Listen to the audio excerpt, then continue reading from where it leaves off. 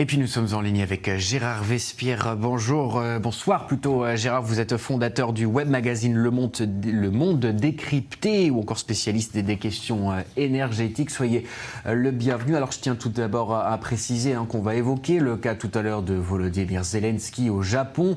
Mais avant cela, quels sont les enjeux de ce sommet selon vous ? Écoutez, c'est un sommet que je pourrais qualifier de post-traumatique, n'est-ce pas? Le dernier sommet du G7 a eu lieu au mois de juin 2022. Nous étions alors au milieu vraiment de cette crise ukrainienne. Le monde était complètement ébahi, si vous voulez, de cette initiative russe, et nous avions les soubresauts économiques, agroalimentaires, énergétiques et un démarrage de l'inflation.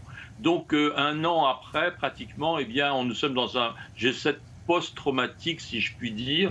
La situation militaire est stabilisée, l'inflation commence à décroître et les problèmes donc énergétiques et agroalimentaires sont résolus. Donc maintenant, il ne s'agit pas de contenir la Russie ni la Chine, il s'agit de faire reculer les positions militaires et donc d'exercer une pression économique croissante sur la Russie. Vous parliez tout à l'heure de contenir la Russie et la Chine, tels ont été les propos de Sergueï Lavrov tout à l'heure. Alors Gérard Vespierre, on va parler de chaînes d'approvisionnement, de technologies sensibles également. Les pays du G7 devaient adopter ce samedi des mesures visant à protéger leurs économies, à renforcer leur sécurité nationale face à la Chine notamment. Est-ce que cela a été réalisé ?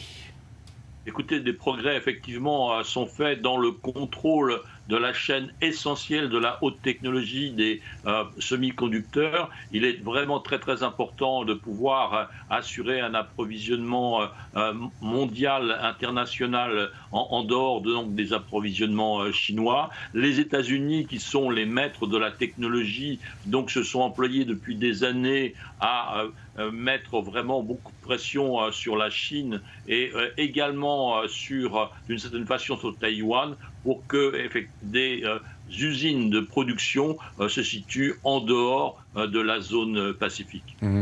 Et il y a également eu beaucoup de réunions bilatérales aujourd'hui à Hiroshima. À quoi servent ce genre de discussions, et est-ce qu'on peut faire un petit peu le bilan de ce qu'il faut retenir de ces réunions bilatérales aujourd'hui ?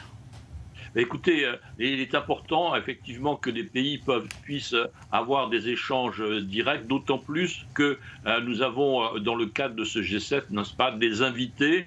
Il y a le président de l'Indonésie qui est là, il y a le président du Brésil, il y a le premier ministre de l'Inde. Donc voyez-vous, on est au milieu des grandes puissances. Il y a plus de 3 milliards pratiquement de population regroupée autour de cette table. Eh bien, donc, il s'agit d'avoir des échanges bilatéraux avec les États-Unis en particulier pour pouvoir optimiser l'ensemble des décisions économiques autour donc de l'industrie de haute technologie et aussi d'un certain nombre de normes ou d'investissements décidés par les États-Unis, le fameux IRA, la lutte contre l'inflation. Merci beaucoup Gérard Vespierre d'avoir répondu ce soir en direct à nos questions sur i24 News.